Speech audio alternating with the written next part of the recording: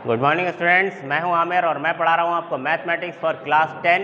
Topic चल रहा है, टॉपिक स्टार्ट करना है, एक्चुअली चल नहीं रहा है, टॉपिक स्टार्ट कर रहा हूं मैं कोऑर्डिनेट ज्योमेट्री। पिछले लेक्चर में हमने, सॉरी ये पार्ट नंबर 1 है, पिछले लेक्चर में हमने यानी कि लास्ट लेक्चर में हमने टेग्नामेट्री को ख़त्म किया था। तो वैसे तो मुझे स्टार्ट करना था हाइट एंड डिस्टेंस यानी कि एप्लीकेशन ऑफ टेग्नामेट्री मुझे स्टार्ट करना चाहिए था, लेकिन कुछ बच्चों ने कॉल करके कहा है कि कोऑर्डिनेट ज्योमेट्री पहले पढ़ा दिया जाए क्योंकि शायद वो उनके एग्ज़ाम में आ रहा है। तो इसलिए मैं कोऑर्डिनेट ज्योमेट्री अब ले लेता हूँ और फिर जब ये कंप्लीट हो जाएगी तो इसके बाद देखते हैं हाइट एंड डिस्टेंस या उसको हम आगे कर लेंगे। ठीक है, तो फिलहाल आज मैं शुरू करने वाला हूँ कोऑर्डिनेट ज्योमेट्री। कोऑर्डिनेट ज्योमेट्री जो 9th क्लास में भी आपको थोड़ी सी पढ़ाई गई थी, वहाँ पर आपको बताया गया था कार्टेशियन सिस्टम के बारे में या कार्टेशियन प्लेन सिस्टम के बारे में। वहाँ पर आपको बताया गया था कि एक ये जो हॉरिजॉन्टल रियल नंबर लाइन होती है जिसको हम एक्स एक्सिस कहते हैं, और एक वर्टिकल रियल नंबर लाइन होती है जिसको हम वाई एक्सिस कहते हैं। दरअसल ये एक्स एक्सिस जो है वो क्या है, एक रियल नंबर लाइन है जिसमें बीच में यहाँ पर क्या होता है, 0 होता है। फिर इसके राइट में आपने नंबर लाइन तो देखी है ना, नंबर लाइन में बीच में 0 होता है, फिर उसके बाद क्या होता है 1, फिर 2, फिर 3, फिर 4 and so on up to infinite तक, और इसके पीछे -1, -2, -3, -4। तो इस तरह से ये एक नंबर लाइन है और कुछ नहीं है। ठीक है, तो इसको हॉरिजॉन्टल नंबर लाइन जो है उसको हम कहते हैं एक्स एक्सिस। और इस तरह से ये जो y है ये भी क्या है, एक नंबर लाइन ही है। इस नंबर लाइन को क्या किया गया है, सिर्फ इस तरह से उठा करके वर्टिकल रख दिया गया है। अगर आप इस नंबर लाइन को ध्यान से देखें तो यहाँ पर इसका 0 है, इसके ऊपर +1, +2, +3, +4 and so on up to infinite, और नीचे जो है वो -1, -2, -3, -4, -5 and so on up to minus infinite. तो ये भी जस्ट एक नंबर लाइन है जिस पर किसी भी रियल नंबर को हम रिप्रेजेंट कर सकते हैं। तो इस जब एक नंबर लाइन हॉरिजॉन्टल रखी जाती है और उस पर एक नंबर लाइन इस तरह से वर्टिकल प्लेस कर दी जाती है, तो इसको ये जो लाइंस होती हैं ये क्या करती हैं कि ये पूरे प्लेन को 4 पार्ट्स में डिवाइड कर देती हैं, 4 हिस्सों में डिवाइड कर देती हैं। ये आपका देखिए फर्स्ट पार्ट हो जाएगा, ये सेकंड पार्ट है, ये थर्ड पार्ट है और ये फोर्थ पार्ट है। जैसे कि मैंने इस बोर्ड पर बनाया, तो अगर मैं इसको ऐसे इनफाइनाइट प्रोड्यूस करूं तो ये इस पूरे बोर्ड के या इस पूरी वॉल के कितने हिस्से कर देंगे, 4 हिस्से कर देंगे, है ना। इस वाले को हम क्या बोलते हैं, फर्स्ट क्वाड्रेंट बोलते हैं, इसको हम सेकंड क्वाड्रेंट कहते हैं, इसको हम थर्ड क्वाड्रेंट कहते हैं और इसको हम फोर्थ क्वाड्रेंट कहते हैं। ये सारी बातें आपको 9th क्लास में बताई गई थी, जहां पर ये दोनों एक्सिस, ये वाला जो एक्स एक्सिस है और ये जो वाई एक्सिस है, जहां पर ये दोनों एक्सिस इंटरसेक्ट करते हैं, इस पॉइंट को हम क्या बोलते हैं, ओरिजिन बोलते हैं, ओरिजिन। ठीक है, और इस ओरिजिन के जो कोऑर्डिनेट्स होते हैं वो 0, 0 होते हैं। यहाँ पर x की वैल्यू कितनी होती है, 0, और y की वैल्यू भी क्या होती है, 0 होती है। अच्छा, x कोऑर्डिनेट को हम क्या बोलते हैं, x कोऑर्डिनेट को हम बोलते हैं एब्सिसा, और y कोऑर्डिनेट जो होता है इसको हम क्या बोलते हैं, इसको हम ऑर्डिनेट बोलते हैं, ऑर्डिनेट। ये एब्सिसा होता है और ये ऑर्डिनेट होता है। तो हम आप इसको x कोऑर्डिनेट और y कोऑर्डिनेट भी कह सकते हैं, या x कोऑर्डिनेट को आप एब्सिसा और y कोऑर्डिनेट को आप ऑर्डिनेट बोल सकते हैं। ठीक है, इसके साथ साथ आपको बताया गया था कि कोई पॉइंट अगर सपोज 3,4 टाइप है तो उसे आप कार्टेशियन प्लेन में या कार्टेशियन सिस्टम में आप कैसे रिप्रेजेंट करते हैं। तो जब कोई पॉइंट इस तरह से लिखा होता है 3,4, तो ये जो पहला वाला नंबर है ये x कोऑर्डिनेट को रिप्रेजेंट करता है और ये जो दूसरा वाला नंबर है ये y कोऑर्डिनेट को रिप्रेजेंट करता है। तो जो पहला वाला नंबर है 3, वो आप x एक्सिस पर देखेंगे तो 1, 2, 3, और फिर ये दूसरा वाला नंबर है 4, ये y एक्सिस पर देखेंगे तो 1, 2, 3, 4। तो यहाँ पर आप आए थे चल करके और यहाँ से y कोऑर्डिनेट से यहाँ से आप एक लाइन इस तरह से पैरेलल टू x एक्सिस और यहाँ से एक line parallel to y axis draw करेंगे। तो ये पॉइंट यहाँ पर इंटरसेक्ट करेंगे, जिस पॉइंट पर इंटरसेक्ट करेंगे उस पॉइंट के कोऑर्डिनेट्स हो जाएंगे 3,4। तो ये सारी बातें किसी पॉइंट को कार्टेशियन प्लेन में कैसे हम रिप्रेजेंट करते हैं, या कोई पॉइंट दिया जाए पूछा जाए कि किस क्वाड्रेंट में लाई कर रहा है, ये सारी बातें आपने 9th क्लास में पढ़ी हैं। तो इसलिए मैं सारी बातों को रिवाइज नहीं कर रहा हूँ, बस एक छोटा हल्का सा मैंने आपको रिकैप दिया है कि ये सारी चीज़ें आप पढ़ चुके हैं, इनसे फैमिलियर हैं। इन्हीं के आगे की बातें अब हम यहाँ पर कोऑर्डिनेट ज्योमेट्री में 10th क्लास में पढ़ेंगे। इससे आगे हम इसको कैसे अप्रोच करेंगे, यहाँ पर किस टाइप के क्वेश्चंस होंगे, क्या क्या नए फॉर्मूले हैं, वो सारी बातें अब हम यहाँ पर करेंगे आज। तो सबसे पहली चीज़ तो ये कि अगर कार्टेशियन प्लेन में कहीं 2 पॉइंट हैं कोई, तो उनके बीच डिस्टेंस कैसे निकालेंगे, उसका क्या फॉर्मूला है। सबसे पहले तो डिस्टेंस बिटवीन 2 पॉइंट्स, ये फॉर्मूले आपको याद करने हैं बिल्कुल अच्छे से। Distance between 2 points, suppose points जो है वो क्या है, x1, y1 and x2, y2। भाई इसी तरह से कोई पॉइंट होंगे ना कार्टेशियन प्लेन में 3, 4 -3 2 है ना, इस तरह से। तो सपोज दो पॉइंट है x1 y1 है और x2 y2 है, तो इनके बीच जो डिस्टेंस है वो कैसे कैलकुलेट करेंगे, उसका फॉर्मूला है ना, distance between 2 points x1 y1 and x2 y2। Suppose distance को हम d से ले रहे हैं, d से डिनोट कर रहे हैं, तो ये डिस्टेंस d है, इसके लिए फॉर्मूला है √x1 - x2 whole of square plus y1 - y2 whole of square, square root of x1 - x2 whole of square plus y1 - y2 whole of square. ये डिस्टेंस निकालने का फॉर्मूला है। कुछ बुक्स में कुछ राइटर्स, कुछ टीचर्स इस फॉर्मूले को इस तरह से लिखते हैं कि square root of x2 - x1 whole of square plus y2 - y1 whole of square. तो वो भी सही लिखते हैं और ये भी सही लिखा है। मुझे ये ज़्यादा सही लगता है क्योंकि x1 पहले x2 बाद में, x1 x2 y1 y2 line से आ रहा है, तो मुझे ये ज़्यादा सही लगता है। कुछ टीचर्स जो है x2 - x1 plus y2 - y1 का होल ऑफ स्क्वायर इस तरह से लेते हैं, तो उनका भी बिल्कुल सही है, वो भी सही लिखते हैं, ये भी सही है। आप टेंशन ना लीजिए, आप x1 - x2 का होल ऑफ स्क्वायर और y1 - y2 का होल ऑफ स्क्वायर ले सकते हैं, या फिर आप x2 - x1 का होल ऑफ स्क्वायर और y2 - y1 का होल ऑफ स्क्वायर ले सकते हैं। लेने को तो मैं यहाँ पर ये भी ले सकता हूँ कि x1 - x2 का होल ऑफ स्क्वायर और प्लस y2 - y1 का होल ऑफ स्क्वायर, लेकिन वो देखने में अच्छा नहीं लगेगा कि यहाँ पर आपने x1 पहले लिया और यहाँ पर y2 पहले ले लिया है, ठीक है। तो अगर आप x1 x2 ले रहे हैं तो फिर यहाँ पर भी y1 y2 लीजिए, और अगर यहाँ पर आप x2 - x1 ले रहे हैं तो यहाँ पर भी आप y2 - y1 लीजिए, वो ठीक रहेगा, ठीक है। तो ये डिस्टेंस फार्मूला है। तो एक एग्जाम्पल के थ्रू समझ लेते हैं।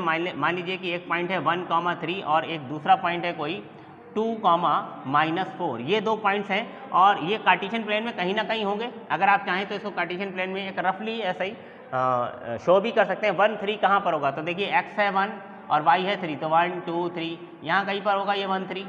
और दूसरा पॉइंट अगर मैं देखूँ 2, -4, तो 2 क्या है, x है, x देखिए 2 है, तो 1, 2 और -4 मतलब -1, -2, -3, -4 यहाँ कहीं पर होगा, तो ये है 2, -4। तो अगर इन दोनों पॉइंट्स के बीच की ये डिस्टेंस मुझे मेज़र करनी है कि ये डिस्टेंस है कितनी डिस्टेंस पर हैं ये दोनों पॉइंट, तो उसे निकालने का क्या तरीका है, हम फार्मूला लगाएंगे d = √x1 - x2 whole of square plus y1 - y2 whole of square, है ना। इस डिस्टेंस फार्मूले का यूज़ करके हम इन दोनों पॉइंट्स के बीच की डिस्टेंस फाइंड कर सकते हैं। अब x1 x2 y1 y2 आएंगे कहाँ से, तो हमने आपको बताया था कि जो पहला वाला पॉइंट है वो क्या होता है, x1 y1 होता है। इट मीन्स इसको मैं x1 बोल रहा हूँ और इसको y1 बोल रहा हूँ, और जो दूसरा पॉइंट होता है वो क्या होता है, x2 y2 होता है, मतलब ये x2 और ये y2। तो ये सारी वैल्यूज उठा करके इसमें पुट कर दीजिए। तो √x1 देखिए कितना है 1 माइनस x2 कितना है 2, तो 1 - 2 whole of square plus y1 देखिए कितना है 3 माइनस y2 कितना है, y2 है -4, तो यहाँ पर आपको रखना पड़ेगा -4, ठीक है। इसको फिर सी ब्रैकेट में ले लेते हैं और इसका है होल ऑफ स्क्वायर, ठीक है भाई, बात समझ में आ गई। x1 - x2 का whole of square plus y1 - y2 का होल ऑफ स्क्वायर। सिंप्लीफाई करिए इसको, कितना हो जाएगा 1 - 2 कितना हो गया -1, 1 - 2 कितना हो गया -1, और -1 का स्क्वायर क्या हो जाएगा +1 प्लस ये क्या हो गया माइनस इंटू माइनस प्लस हो जाएगा, तो 3 + 4 कितना हो गया 7, और 7 का स्क्वायर कितना हो जाएगा 49। तो 49 + 1 कितना होगा 50, तो √50। अगर मैं इसके फैक्टर करूं तो 25 × 2 है और 25 का 5 बाहर आ जाएगा, मीन्स ये हो जाएगा 5√2 यूनिट। अब यहाँ पर हम सेंटीमीटर, मिलीमीटर, किलोमीटर कुछ नहीं लिखते हैं, हम डायरेक्ट क्या लिख देते हैं यूनिट। तो हमें पता नहीं क्या यूनिट ये यूज़ कर रहे हैं इस स्केल में, यहाँ पर ग्राफ में क्या स्केल है। तो यहाँ पर इस पॉइंट और इस पॉइंट के बीच जो डिस्टेंस आई है, ये जो डिस्टेंस आई है वो कितनी आई है 5√2, ठीक है 5√2 यूनिट। यानी कि ये पॉइंट इस पॉइंट से कितनी डिस्टेंस पर है 5√2 यूनिट की डिस्टेंस पर है, ठीक है भाई। तो बहुत ही सिंपल है डिस्टेंस फार्मूला, बहुत ही सिंपल है। दो पॉइंट्स के बीच डिस्टेंस निकालने के लिए फार्मूला जो है बहुत ही सिंपल है, आराम से आप निकाल सकते हैं। इसके बाद अगर पहले आप देखिए समझ लीजिए, फिर हम धीरे धीरे इसकी एक्सरसाइज को शुरू करेंगे और ये सारी चीज़ें हम समझेंगे अच्छे से। अब इसके बाद है सेक्शन फार्मूला, सेकंड है सेक्शन फार्मूला, सेक्शन फार्मूला। ये बहुत ही इंपॉर्टेंट फार्मूला है और इसके एप्लीकेशन को पहले समझना है। मान लीजिए कि ये कोई एक पॉइंट है ए जिसके कोऑर्डिनेट्स हैं x1 y1, और ये कोई पॉइंट है बी जिसके कोऑर्डिनेट्स हैं x2 y2। और इन दोनों पॉइंट को ज्वाइन करने वाली ये जो लाइन बन रही है ए बी, इस पर कोई पॉइंट है P, इस पर कोई पॉइंट है P, जो कि इस ए बी को m/n में इंटरसेक्ट कर रहा है। मतलब AP और PB का जो रेशियो है वो m/n है। देखिए मैं यहाँ पर लिख देता हूँ सारी चीज़ें, मैंने क्या लिया हुआ है। A के कोऑर्डिनेट्स जो लिए गए हैं वो क्या है x1 y1, B के जो कोऑर्डिनेट्स मैं ले रहा हूँ वो क्या है x2 y2, और P जो है वो कोई पॉइंट है AB पर इस तरह से है कि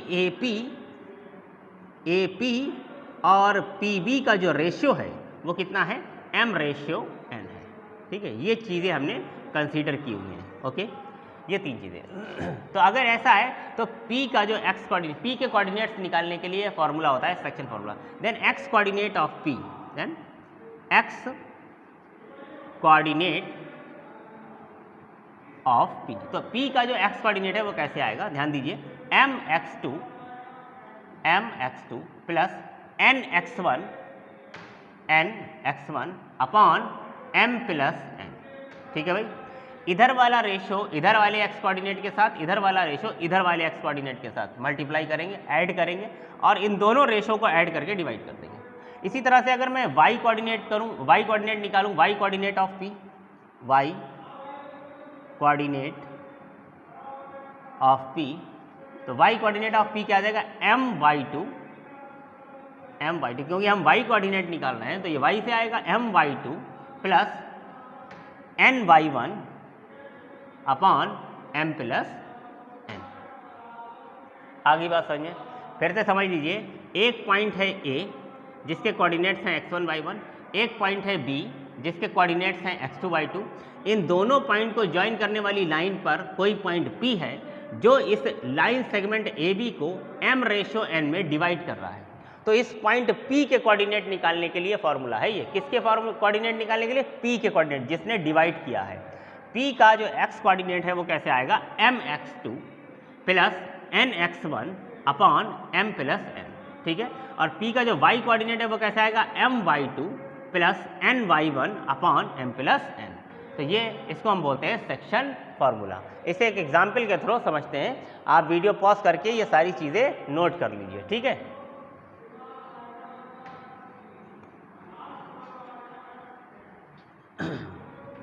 मान लीजिए कि एक पॉइंट है मेरे पास कोई P जिसके कोऑर्डिनेट हैं 3 4, और एक पॉइंट है ये Q जिसके कोऑर्डिनेट्स हैं 3 -1, और इन दोनों पॉइंट को ज्वाइन करने वाली ये जो लाइन है PQ, इस पर कोई पॉइंट है M जिसने इसको 1:2 में डिवाइड किया है। 1:2 में डिवाइड करने का मतलब PM और MQ का जो रेशियो है वो 1:2 है। आ रही बात समझ में, PM रेशियो MQ इज 1:2, या इस तरह से भी कहा जा सकता है इसको कि PM upon MQ is equal to 1/2। आई बात समझ में। तो रेशियो को हम इस तरह भी लिख सकते हैं और इस तरह भी लिख सकते हैं। तो अगर मुझे M के कोऑर्डिनेट चाहिए, x coordinate of M, x coordinate of M, तो x कोऑर्डिनेट ऑफ M कैसे आएगा, मैंने क्या फॉर्मूला बताया था, mx1 plus nx2 upon m plus n। m और n क्या होता है, वही रेशो, ये जो रेशो है यही, यानी कि ये m है और ये n है, ध्यान दीजिएगा। तो फॉर्मूला होगा mx1, m कितना है 1, x1 कितना है mx2 कितना है 3। भाई इसको मैं क्या कहूँगा, x1 y1, इसको मैं क्या कहूँगा x2 y2। आप तो x1 x2 के चक्कर में पढ़ो ही मत, इधर का वाला रेशो इधर वाले कोऑर्डिनेट्स के साथ और इधर वाला रेशो इधर वाले कोऑर्डिनेट्स के साथ, बस ऐसे ध्यान रखना है, क्रॉस में, है ना। तो 1 × 3 प्लस 2 × 3, देखिए आप क्या निकाल रहे हो, x कोऑर्डिनेट निकाल रहे हो। तो ध्यान देना कि अभी मैं x कोऑर्डिनेट लूँगा, यानी कि 2 × 4 कर दिया, गड़बड़ कर दी सब, है ना। x कोऑर्डिनेट तो 1 वाला इधर x कोऑर्डिनेट के साथ जाएगा, 2 वाला इधर x वाले के साथ जाएगा, और अपॉन m प्लस n। तो m प्लस n मतलब 1 + 2। भाई बात समझ में आ रही है ना। ये वाला, क्योंकि आप x कोऑर्डिनेट निकाल रहे हो तो ये वाला रेशो इधर के x कोऑर्डिनेट के साथ और ये वाला रेशो इधर के x कोऑर्डिनेट के साथ लिया गया, और upon m plus n। Solve कर दीजिए, ये 3 और ये 3 × 2 = 6, 6 + 3 9 अपॉन 3, तो 9/3 मतलब 3। तो जो m है इसका x कोऑर्डिनेट आपने निकाला वो कितना आ गया, 3 आ गया। ठीक, इसके बाद y कोऑर्डिनेट भी इसका निकालिए। y कोऑर्डिनेट ऑफ p,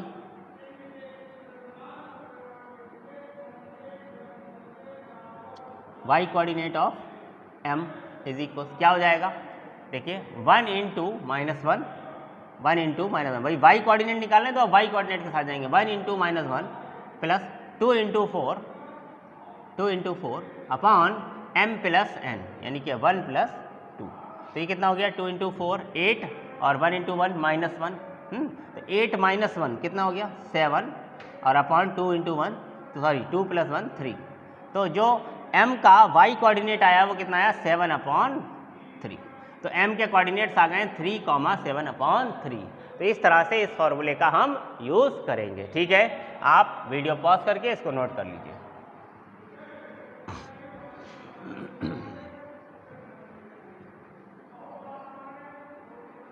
अब ध्यान दीजिए, इसी में थर्ड है मिड पॉइंट। ये जो मिड पॉइंट है ये सेक्शन फार्मूले से ही आया।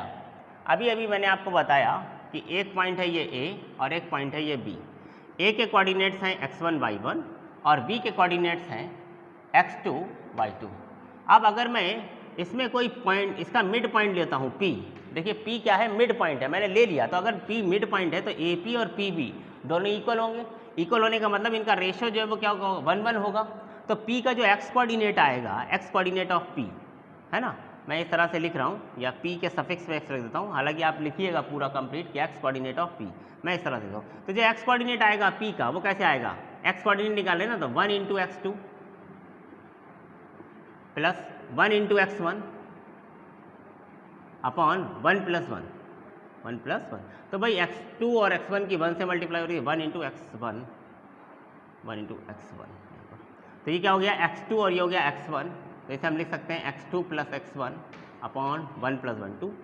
ठीक है, अगर मैं y कोऑर्डिनेट निकालूं, y कोऑर्डिनेट निकालूं तो कैसे आएगा भाई, 1 into y2 plus 1 into y1, 1 into y2 plus 1 into y1 upon 1 plus 1, यानी कि फिर से वही y2 plus y1 upon 2।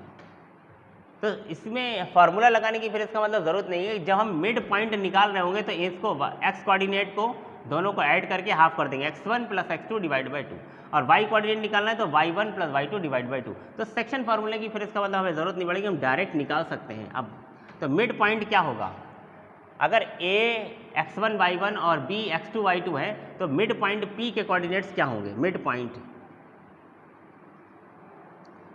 Point of x1 y1 and x2 y2। अगर ये दो पॉइंट हैं, एक पॉइंट है x1 y1 और एक पॉइंट है x2 y2, तो इन दोनों पॉइंट्स को ज्वाइन करने वाली जो लाइन है उसका जो मिड पॉइंट है, mid point of x1 y1 and x2 y2 कितना आ जाएगा, डायरेक्ट आप लिख सकते हैं x1 प्लस x2 अपॉन 2, ये x कोऑर्डिनेट हो गया, and y1 plus y2 upon 2, ये क्या हो गया, y कोऑर्डिनेट हो गया। ठीक है, सिंपल है। जैसे कि एक एग्जाम्पल ले लें, a के कोऑर्डिनेट मान लीजिए कि 3 4 हैं और b के कोऑर्डिनेट जो हैं वो 5 6 हैं, और मैं ये कहूँ कि p जो कि मिड पॉइंट है उसके कोऑर्डिनेट्स बताओ, तो आप कहोगे 3 प्लस 5 कितना हो गया, 8, 8 डिवाइड बाई 2, 8 डिवाइड बाई 2 मतलब 4, और y कोऑर्डिनेट तो 4 प्लस 6 कितना हो गया, 10, 4 प्लस 6 10, 10 डिवाइड बाई 2 कितना आ गया, 5। तो p के कोऑर्डिनेट आ गए 4 5, यानी x कोऑर्डिनेट दोनों ऐड किए, 5 प्लस 3 कितना हो गया, 8, हाफ कर दिया, 4 आ गया इसका x कोऑर्डिनेट। y कोऑर्डिनेट निकालना है तो दोनों y कोऑर्डिनेट ऐड कर दिए, हाफ कर दिया, 6 प्लस 4 10, 10 का हाफ किया 5, तो p के कोऑर्डिनेट्स आ गए। आई बात समझ में? तो बहुत ही सिंपल है। इसके बाद हम बात करेंगे एरिया ऑफ ट्राइंगल की। अगर कोई ट्राइंगल है और उसके तीनों वर्टेक्स हमें दिए हुए हैं तो इसका एरिया हम कैसे कैलकुलेट करेंगे, उसके लिए क्या फॉर्मूला है, एरिया ऑफ ट्राइंगल। ठीक है, एरिया ऑफ ट्राइंगल। तो सपोज कि कोई एक ट्राइंगल है ए बी सी, ए के कोऑर्डिनेट्स हैं x1 y1, बी के कोऑर्डिनेट्स हैं x2 y2 और सी के कोऑर्डिनेट्स हैं x3 y3। ठीक है, तो लेट ए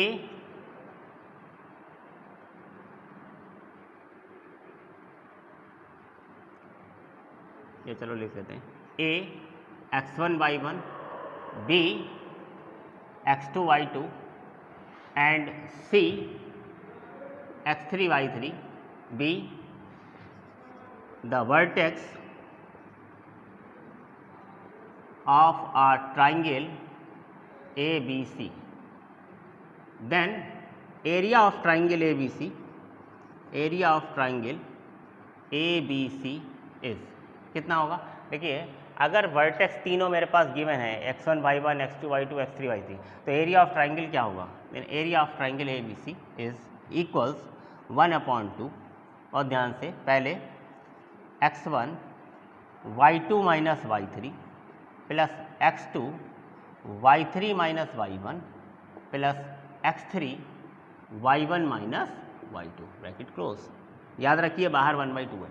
अब ये फॉर्मूला थोड़ा सा लेंथी लग रहा है, लेकिन याद करने में इसमें प्रॉब्लम नहीं आएगी, क्योंकि अगर आप इसे ध्यान से देखें तो सबसे पहले क्या आता है x1 फिर x2 फिर x3, लाइन से आता है। सबसे पहले देखिए क्या आता है x1 फिर x2 फिर x3, और आपको याद है कि जब आप नंबर्स काउंट करेंगे 1 2 3, इसी तरह से 1 के बाद 2 आता है, 2 के बाद 3 आता है, 3 के बाद क्या आता है 1 आता है। अगर साइक्लिक ऑर्डर में हम लर्न करें तो 1 के बाद क्या आएगा 2 आएगा, 2 के बाद क्या आएगा 3, 3 के बाद 1, 1 के बाद फिर 2, तो इस तरह से साइकिल चल रहा है। तो यहाँ पर देखिए x1 आपने सबसे पहले लिया, फिर x2 फिर x3, तो जब आपने 1 लिया तो यहाँ क्या आएगा y2 आएगा, यहाँ क्या आएगा y3 आएगा, x1 y2 y3। फिर आपने यहाँ पर x2 लिया, तो अगर आप 2 से स्टार्ट करोगे तो पूरा चक्कर लगा के आप आओगे तो 2 3 1 इस तरह से, तो x2 y3 y1, ठीक 2 से। फिर अगले वाले में क्या लिया x3, तो जब आप x3 से स्टार्ट करोगे 3 के बाद 1 और 1 के बाद 2 आएगा, तो x3 y1 y2। आई बात समझ में? तो एक साइक्लिक ऑर्डर में है फॉर्मूला लिखा हुआ, इसलिए इसे याद करने में लर्न करने में कोई प्रॉब्लम नहीं आती है। मान लीजिए कि ये एक ट्राइंगल है ABC जिसके कोऑर्डिनेट्स जो हैं वो है 1 0 और ये है -1 2 और ये है सपोज 2 4, और मुझे इस ट्राइंगल ABC का एरिया निकालना है। तो मैं कहूँगा कि भाई ये जो है वो क्या है x1 y1 है, ये क्या है x2 y2 है, और ये क्या है x3 y3 है। तो अगर मुझे इसका एरिया निकालना है तो मैं यहाँ पर फॉर्मूले में पुट करूँगा 1/2 x1 देखिए मैंने किसको कहा 1 को, फिर y2 माइनस y3, तो y2 क्या है 2 माइनस y3 क्या है 4, उसके बाद x2 कितना है -1, तो यहाँ पर आप लेंगे -1, ठीक है। उसके बाद क्या y3 माइनस y1, तो y3 कितना हो गया है 4 माइनस y1 कितना हो गया है 0। उसके बाद क्या है x3, और x3 हम क्या ले रहे हैं यहाँ पर 2। उसके बाद क्या है y1 माइनस y2, तो y1 is 0 minus y2 is 2। इसको हम सिंप्लीफाई कर देंगे तो जो भी निकल के आएगा वो हमारा क्या हो जाएगा एरिया हो जाएगा। देखिए 2 माइनस 4 जो है वो है -2 इंटू 1 -2, 4 माइनस 0 4 है, 4 की -1 से मल्टीप्लाई करेंगे -4, और ये -2 है इंटू 2 -4, तो -4 और -2, तो -8 और -2 -10 डिवाइड बाई 2 आएगा 5, तो ये -5 आया है। लेकिन हम जानते हैं कि एरिया जो है वो कभी भी निगेटिव नहीं होता है, तो हम इसे सिंपली कभी भी एरिया कैलकुलेट करते वक्त अगर आपका माइनस आता है तो आप उसे इग्नोर करेंगे और आप कहेंगे 5 स्क्वायर यूनिट। भाई यूनिट अभी डिस्टेंस निकाली थी तो मैंने यूनिट लिखा था, अब जब एरिया आया तो मैंने स्क्वायर यूनिट लिखा है। आप जानते हैं ना अगर कोई डिस्टेंस होती है तो हमेशा किस में होती है मीटर में या सेंटीमीटर में, जब एरिया होता है तो कैसे होता है मीटर स्क्वायर, है ना, सेंटीमीटर स्क्वायर, तो स्क्वायर लग जाता है यूनिट के ऊपर, इसलिए मैंने यहाँ पर एरिया निकाला है, इसलिए हम इसको स्क्वायर लगा करके लिखेंगे स्क्वायर यूनिट। ठीक है,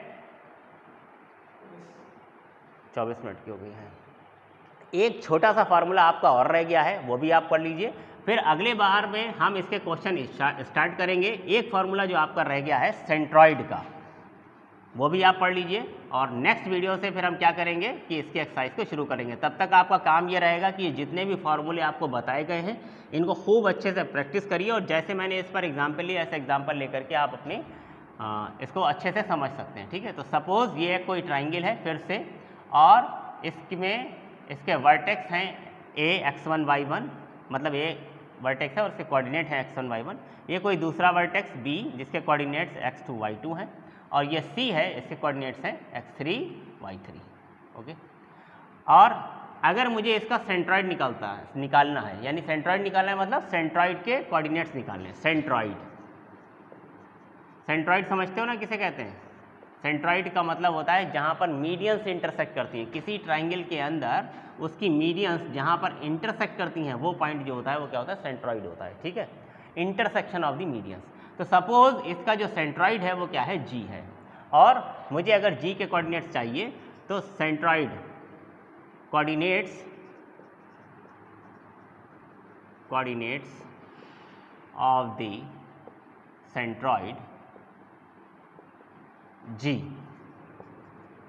क्या आएगा? एक्स कोऑर्डिनेट आएगा x1 plus x2 plus x3, x1 plus x2 plus x3 upon 3, और y कोऑर्डिनेट आएगा y1 plus y2 plus y3 upon 3, y1 plus y2 plus y3 upon 3। तो बहुत ही सिंपल है सेंट्रॉइड निकालने का फॉर्मूला। सेंट्रॉइड जी को जी से डिनोट किया जाता है।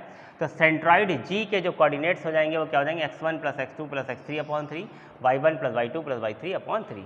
मान लेते हैं कि ये जो a है वो क्या है? 0 1 है, b के कोऑर्डिनेट्स 2, 3 हैं, और c के कोऑर्डिनेट्स -1 4 हैं, और मुझे इसका सेंट्रॉइड जी निकालना है। तो जी क्या जो कोऑर्डिनेट्स हैं वो क्या देंगे? x1 plus x2 plus x3, यानी सभी के x कोऑर्डिनेट्स को ऐड करिए। सबसे पहले क्या है मेरे पास? 0, फिर यहाँ पर x कोऑर्डिनेट क्या है? 2, और यहाँ पर x कोऑर्डिनेट क्या है? -1, ठीक है, और अपॉन 3। उसके बाद y कोऑर्डिनेट सारे ऐड कर दीजिए। y कोऑर्डिनेट यहाँ पर क्या है? 1, यहाँ पर कितना है? 3, और यहाँ पर y कोऑर्डिनेट कितना है? 4। ऐड करिए और 3 से डिवाइड करिए, कितना हो जाएगा? ये देखिए 2 - 1, ये तो 0 ही है, 2 - 1 कितना हो गया? 1, 1/3, तो ये आ जाएगा 1/3। इधर कितना हो गया? 4 + 3 7 + 1 8/3, 8/3। तो ये जो हमारे पास ट्राइंगल है इसका जो सेंट्रॉइड आया है वो कितना आया है? 1/3 8/3, 1/3 8/3। तो बहुत ही सिंपल फार्मूले हैं, आसान हैं। मैंने छोटे छोटे एग्जाम्पल लेकर के आपको समझाने की कोशिश करी। आप इस वीडियो को एक बार फिर से देख लीजिए, ये फार्मूले अच्छे से आपके माइंड में ऑटोमेटिक आ जाएंगे। कोई इतना लेंथी नहीं है कि बहुत ज़्यादा इसमें आपको लर्न करने के लिए मेहनत करनी पड़ेगी। बस आप क्या करिए, इन सारे फार्मूलोज को एक बार कॉपी पर लिखिए, छोटे छोटे एग्जाम्पल अपने पास से पॉइंट्स लीजिए, ट्राइंगल का एरिया निकालिए, सेंट्रॉइड निकालिए, डिस्टेंस निकालिए, सेक्शन फार्मूला अप्लाई करिए, मिड पॉइंट निकालिए। 2-4 एग्जाम्पल आप करेंगे तो ये सारी बातें बिल्कुल आपके दिमाग में हैमर हो जाएंगी। नेक्स्ट वीडियो में हम इसकी एक्सरसाइज को स्टार्ट करेंगे, तब तक आप इस पर प्रैक्टिस करते रहिए। Thank you.